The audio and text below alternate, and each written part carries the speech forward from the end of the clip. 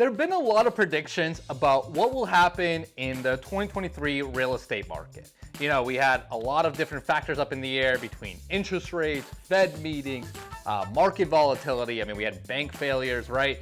So there was a lot of stuff going on and a lot of predictions being thrown around. What I thought I would do in this video is give you guys kind of a mid-year update on how the Boston housing market has been and how to think about whether it makes sense for you guys to still potentially think about buying a home for yourself or investing in the Boston real estate market. So we're going to talk about the key factors you got to think about right now. What's going on, guys? My name is Lior and welcome back to my channel. Now, before I get into the meat and potatoes of the video, two super quick things, guys. Number one, if this is your first time on my channel, first of all, welcome. Second of all, make sure you smash that subscribe button for me. I'm putting out videos on this channel all the time talking about Boston neighborhoods, Boston real estate, whether it makes sense to buy, whether what places you want to live in, and literally everything in between. So if that's the kind of content you're looking for, make sure you subscribe. And number two, guys, if you guys are thinking about making any sort of move with Boston real estate, you know, whether you're buying, selling, investing, whatever it may be that you're considering doing here in Boston, me and my team still get so many calls from you guys watching our videos, and we love literally each and one of you. We literally get a call almost every week from you guys. So if you have any thoughts or you're looking to do anything, make sure you hit us up and we will definitely help you out. So let's kind of first talk about what's been going on in the Boston market in 2023, right? As I said in the intro, I mean, 2023 has kind of been a crazy year. I mean, we've kind of already gone through some market instabilities. We had some bank failures. We had interest rates go up in the beginning of the year. Now we're hearing in the summer that they're potentially going to go up again in the fall, right? So there's just been a lot of things kind of flying around our financial environment. But what's kind of crazy is the Boston market, for the most part, has kind of held up, right? I mean, look, there's obviously some segments that are a little slower than others. So, you know, for example, like the city condo market, a little bit slower than other segments of the market, like single family, multifamilies in the burbs, ripping off the shelf. But for the most part, again, values have maintained. It's not like we've seen any corrections or anything like that. You know, values are maintaining because Boston is a pretty sturdy real estate market. So what I've heard from a lot of you guys that could potentially considering buying a home around the area or investing in real estate around the area is, you know, is it still worth to do that now in 2023, right? I mean, we're kind of the mid-year point at this point. So is that still something that you should consider doing? So I'll tackle both of those questions, right? So we'll first talk about, from an owner-occupying perspective, my thoughts on whether you should consider buying a personal residence. And then the second thought I'll give you is whether you should consider investing, right? Maybe as a rental property in condos, multifamilies, whatever you're thinking about doing. So for you guys that are owner-occupying, looking to get a single family or condo for yourself to live in, you know, you might be thinking, is it a good time for me to potentially buy a home? Now, here's the first factor I would say, right? I think it's critical to have a long-term mindset if you're gonna consider buying a home today.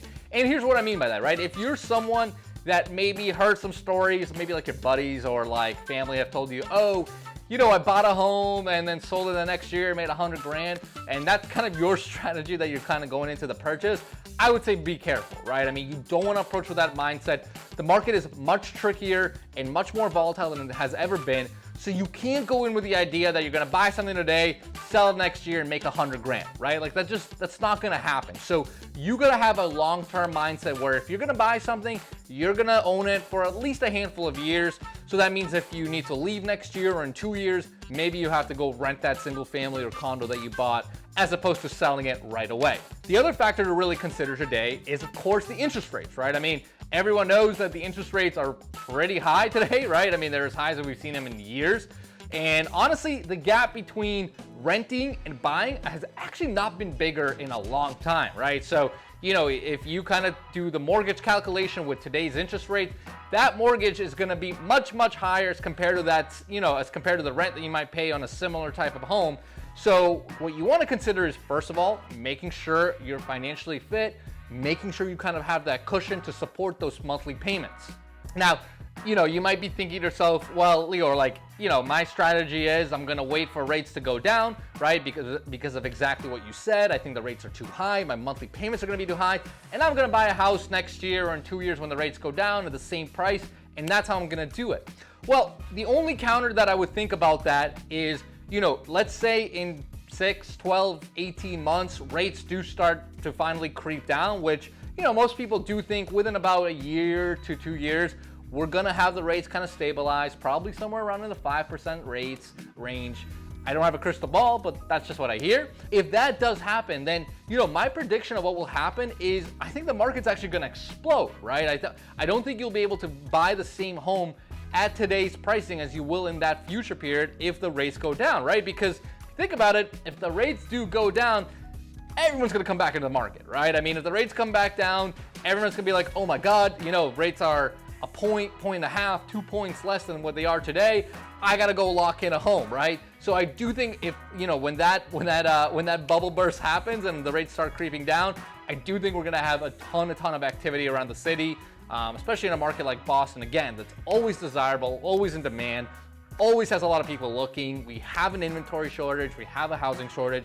So I do think that's what's gonna happen. So you wanna be a little careful with that idea, because if you're gonna wait for another year or two, certainly not a bad thing, but understand that I think pricing does have the potential to be quite a bit higher. Now, the last factor that I would strongly urge you to consider if you're gonna be buying a home is be super particular about location, right?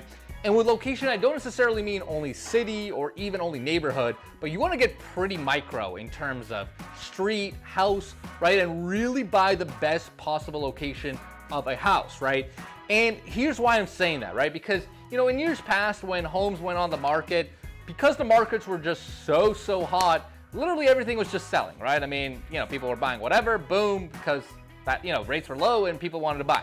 But since rates have gone up, what I've noticed from a lot of buyers is that they have become much more particular about locations, right? Like, if people are gonna buy a home, they wanna buy in great streets that are convenient, whether that means it's next to a lot of like commercial activity, whether it means it's close to transportation, whether that means you're in the burbs and you're buying in the best streets, the prettiest, the widest, whatever, right? But basically, you wanna be super particular about location, right? Because, my thinking is in a couple of years, if rates go down and market explodes, great, you'll be fine. But, if you, for whatever reason, you have to sell or lease your unit, again, people, tenants, buyers are being much more particular than ever. They want to live in the best apartments or homes. They want to live in the best possible locations. So you want to be super sensitive and make sure you're really strategic about your purchase. Now, if you're thinking about investing as rental property, whether you're buying a condo or multifamily, I would say generally the same principles hold true, right? First of all, just like what Literally talked about, location is absolutely key. Just like buyers are being more particular than ever, tenants are also being super particular right now. I see that, right? I see that tenants want the best locations, they want the best building and the best streets and the most convenient locations. And if you guys have seen my other videos, you know that I own some rental property myself, and I see that in my own portfolio, right? Like my properties that are in the kind of the best locations are leasing out much quicker today versus my ones that are maybe not as good locations. Those are taking much more work to lease out today. So you do want to be very particular about the location you invest in. And of course, kind of like we talked about on the owner-occupant side, you want to have a long-term mindset with your investments, right? So you want to find the best cities that kind of have the most upside potential for you. And especially today, right, where if you're, analyzing a potential rental property, with today's interest rates, it's hard to generate a lot of cash flow, right? Cash flow is not easy to create when your rates are quite significantly higher. So you want to make sure you're approaching this with a long-term mindset, right? You want to buy today, you want to buy good properties in good locations because, when the time does come and rates do start readjusting and maybe going down a little bit lower, that's when you're sitting on prime real estate. You can refinance out and then, collect the same rents and start to generate meaningful cash flow, right? That's kind of the mindset I would have if I was gonna go and buy a rental property today. So hopefully that makes sense. I know I kind of talked about a lot of different factors to consider, but I do think those are all critical in terms of making the right decision. Again, whether you're owner occupying or buying a rental property, I think the logic and criteria need to be the same. So of course, if you guys have any questions about any of this, if this is kind of a lot of info or you're just not sure how to execute your strategy, again, as I said, me and my team get so many of you guys' calls, so make sure you hit us up and we will definitely help you out.